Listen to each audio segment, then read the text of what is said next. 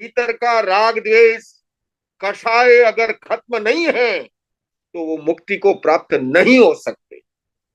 तो मैं निवेदन करना चाहूंगा, जब इस परिप्रेक्ष्य में हम देखते हैं, मैं ये कह सकता हूं, आने वाले समय में जैन इतनी तेजी से बढ़ेंगे, बशर्ते आज का जमाना है प्रेजेंटेशन और पैकिंग का।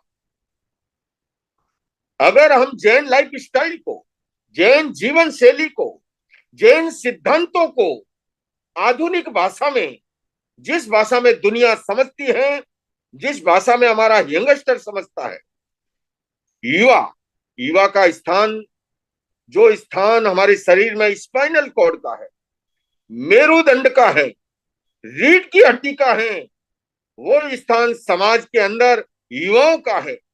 अगर हमारा स्पाइनल कॉर्ड अस्वस्थ हो जाए तो सारा शरीर लड़खड़ा जाएगा।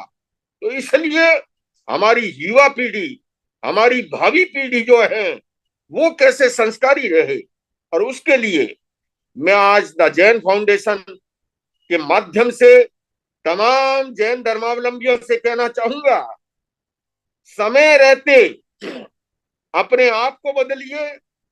समय के साथ जो है आज अपेक्षा इस बात की, और मैं अनुभव के आधार पर कह रहा हूं, मैं शिविर लगाता हूं एंगर मैनेजमेंट का, स्ट्रेस मैनेजमेंट का, सेल्फ मैनेजमेंट का, और मैं आपको कहूं उन शिविरों में युवाओं की संख्या सर्वाधिक होती है। तो आप ये मत कहिए, जब लोग मुझे पूछते हैं कि आज युवा पीढ़ी हमारे आती नहीं है स्थान पर, ज्यादातर उम्र दराज लोग आते हैं, जैसा अभी भी संयोजक महोदय ने कहा, मैं पूछना चाहूंगा, मैं काउंटर क्वेश्चन करना चाहूंगा, आप मुझे ये बताइए, युवा पीढ़ी को क्यों आना चाहिए?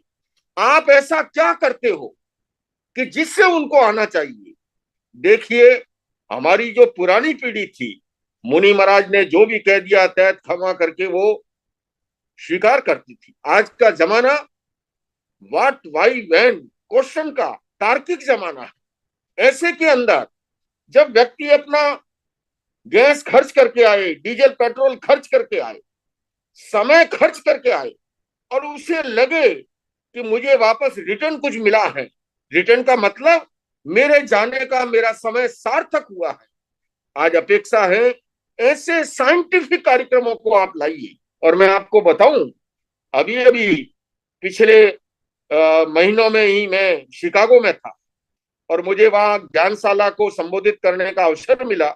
मैं आपको बताऊं, अमेरिका की धरती पर शिकागो में ज्ञानशाला में विद्यार्थियों की संख्या थी 975। आप कल्पना कर सकते हो, अमेरिका जैसे देश में, ये तो मैं केवल ज्ञानशाला के बच्चों की संख्या बताता हूं। पर्यूषण पर्व में जब हम वहां प्रवचन करते हैं, लगभग 3 से 4 हजार लोगों की गैदरिंग पर डे रहती है।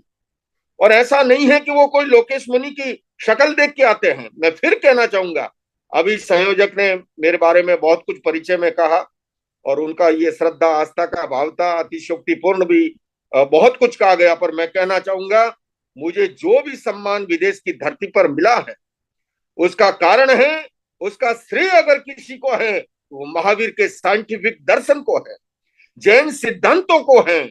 और उसको लेकर के मैं उनका दूत बन करके जब जाता हूं, और मुझे अवसर मिला, मैंने जब संयुक्त राष्ट्र संघ के मंच से पहले अंतर्राष्ट्रीय योग दिवस को जब संबोधित किया, उस समय के यूएन सेक्रेटरी जनरल बां की मून उपस्थित थे, विदेश मंत्री सुषमा स्वराज जी थी, हमारे आर्ट ऑफ लिविंग के संस्थापक पूज्य गुरुदेव श्री श्री रविशंकर जी थे। मैंने एक ही निवेदन किया था कि योग हमारी कितनी प्राचीन विरासत है। मैंने कहा, मैं जिस परंपरा से आता हूं, एक उदाहरण काफी होगा, भगवान ऋषभ से लेकर भगवान महावीर तक जितनी भी प्रतिमाएं हमें मिलती है, सारी की सारी ध्यान और योग की मुद्रा में मिलती है। एक भी प्रतिमा आपको ऐसी नहीं मिलेगी जो ध्यान और योग की मुद्रा में ना हो। और वो प्रतिमा आज नहीं गढ़ी गई, कोई 1000 वर्ष पुरानी, कोई 1500 वर्ष पुरानी, कोई उससे भी पुरानी।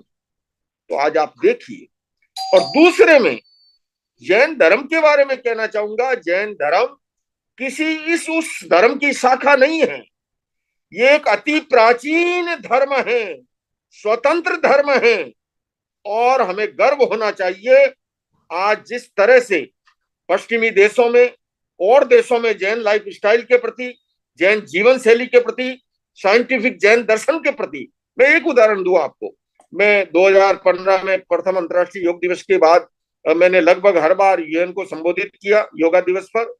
तो जब कोविड काल आ गया 2021 में, तो जूम पर कार्यक्रम था, और जब हर वर्ष जाता था तो वहां जितने एनजीओ काम करते हैं गोरे, वो लगभग परिचय हो गया, मित्रवत हो जाते हैं। तो इस बार जूम की मीटिंग शुरू होने से पहले, जैसे आज रमेश जी ने बात की थी, संजीव जी ने की थी, तो सारे हम आपस में कार्यक्रम शुरू होने से पहले ऐसे ही बातचीत कर रहे थे। तो सभी मुझे कहने लगे, बाकी सारे गोरे थे वहां से जो एनजीओ यूएन के साथ काम करते हैं, मुझे कहने लगे कि देखो आचार्य जी, हम सब जैनिज्म में कन्वर्ट हो गए हैं, क्योंकि मास्क लगा के बैठे थे। तो मैंने भी हंसते हंसते कहा कि देखिए, मैं तो उस गुरु के हाथों दीक्षित हुआ हूँ। मेरे गुरुदेव कहा करते थे कि बेटा, कोई जैन बने कि न बने, गुड मैन बनना चाहिए। गुड मैन है तो ऑटोमेटिकली जैन है। तो जैन अपने आप के अंदर एक वे ऑफ लाइफ है, और आज पूरी दुनिया में स्वस्थ, सुखी, हेल्दी, हैप्पी लाइफ के लिए, और ये साइंटिफिक है। मैं आपको बताऊं, भगवान महावीर स्वयं आध्यात्मिक महापुरुष तो थे ही, मनोवैज्ञानिक भी थे, लेकिन मैं कहना चाहूंगा उससे बड़े वो महान वैज्ञानिक भी थे। उन्होंने 2600 वर्ष पूर्व कहा था कि जो हम बोलते हैं सारे ब्रह्मांड में फैलता है। आज आप देख लीजिए, मैं तो दिल्ली में बोल रहा हूं, और अब केवल सुनाई नहीं, दिखाई भी दे रहा है। देश से भी लोग जुड़े हुए हैं और दुनिया से भी लोग जुड़े हुए। लेकिन महावीर ने ये 2600 वर्ष पूर्व का, महावीर ने 2600 वर्ष पूर्व का वनस्पति में भी जीव है। कालांतर में वैज्ञानिक जगदीश चंद्र हुए, उन्होंने अब सिद्ध कर लिया। अब तो यहां तक खोजे आ गई, आप पानी का लोटा लेके जाओ वृक्ष को पिलाने के लिए तो वृक्ष प्रफुल्लित होता है, और कुल्हाड़ी लेके जाओ काटने की भावना से, पौधा ऐसे कांपता है जैसे मलेरिया बुखार में आदमी कांपता है। अभी पिछले वर्षों जापानी एक वैज्ञानिक ने पानी को तोड़ा। जैन दर्शन पहले से कहता रहा है पानी में जीव नहीं, पानी स्वयं जीव है, और उन्होंने एक क्रिस्टल का निर्माण किया। और उस समय निर्माण करते वक्त उन्होंने पहली बार लव शब्द का प्रयोग किया, प्यार का, मोहब्बत का, लव का। बड़ा खूबसूरत क्रिस्टल का निर्माण हुआ। अगली बार उस पानी को तोड़ करके फिर जब क्रिस्टल का निर्माण करते हैं, इस बार हेट का, घृणा का, नफरत का शब्द का, हेट का प्रयोग किया, वो मटमैला बनता है। आप देखिएगा हमारी भावनाएं तक। तो महावीर, भगवान महावीर वो महान वैज्ञानिक थे। वैज्ञानिक क्या करते हैं, वो उपकरणों के माध्यम से प्रयोगशाला में सत्य की खोज करते हैं। महावीर ने तो अपने शरीर को ही प्रयोगशाला बना डाला, और उन्होंने जिस सत्य का साक्षात्कार किया वो आज आगम ग्रंथों के रूप में हमारे सामने है। मैं कहना चाहूंगा, जब भाग लेने वालों का शतक लग चुका है जूम पर, और विदेश से भी लोग जुड़े हुए हैं, मैं उन सबको आह्वान करना चाहता हूं, आइए बंधुओं, हम सब मिलकर के, और ये केवल संख्या बढ़ाने के लिए नहीं, चूंकि पूरे विश्व की मानवता के हित और कल्याण के लिए आज महावीर का जो अहिंसा का सिद्धांत है, आप देखिएगा यूक्रेन और रशिया का युद्ध इतने दिनों से चल रहा है, इजराइल और फिलिस्तीन का चल रहा है, अभी चारों ओर आपाधापी है। बांग्लादेश में हमने देखा है क्या हुआ है। बंधुओं और बहनों, ये महावीर का अनेकांत दर्शन, आज जो धार्मिक असहिष्णुता का माहौल है पूरी दुनिया के अंदर, उस माहौल से कोई निजात दिला सकता है, वो महावीर का अनेकांत दर्शन दिला सकता है, महावीर का अहिंसा दर्शन दिला सकता है। उसकी प्रासंगिकता कभी कम नहीं हो सकती। और आखिर में युद्ध के बाद भी क्या होता है, जिस भी दिन युद्ध संपन्न होगा, बातचीत की टेबल पर आएंगे तो भला महावीर ने तो पहले ही कहा था। और मैं कहना चाहूंगा, युद्ध, हिंसा और आतंक किसी समस्या का समाधान नहीं है। समाधान है पीस थ्रो डायलॉग के द्वारा, अनेकांत दर्शन के द्वारा। और यही कारण है कि मैं इस वर्ष मैंने लंदन की पार्लियामेंट में भगवान महावीर जन्म कल्याण का कार्यक्रम वहां पर रखा, कैलिफोर्निया की असेंबली में रखा, पार्लियामेंट ऑफ अंटारियो कनाडा में रखा।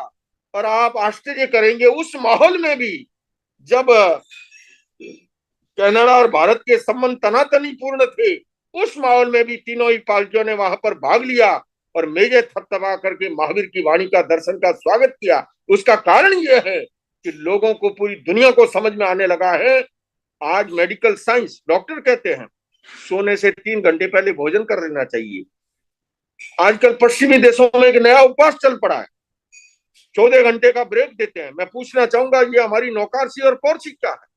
और जिस समय अमेरिका के प्रख्यात cardiologist doctor Anil B Shah जुड़े हुए हैं, मैं उनकी मौजूदगी में कहना चाहता हूं कि बंधुओं और बहनों, हमें विरासत के अंदर जो महावीर का दर्शन मिला, आज उस दर्शन की पूरी दुनिया को जरूरत है। आइए, दुनिया जिस भाषा में समझती है उस भाषा में हम लेकर के जाएं प्रेजेंटेशन और पैकिंग के जमाने में। और इतना अवश्य जैन समाज को भी कहना चाहूंगा, समय के साथ बदलना सीखिए।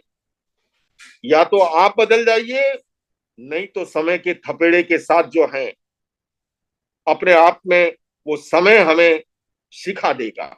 दूसरे में ये भी कहना चाहूंगा, आज अमेरिका में 70 जैन सेंटर है, मैं गौरव के साथ कहता हूं, वहां जो कुछ है सब एक छत के नीचे है।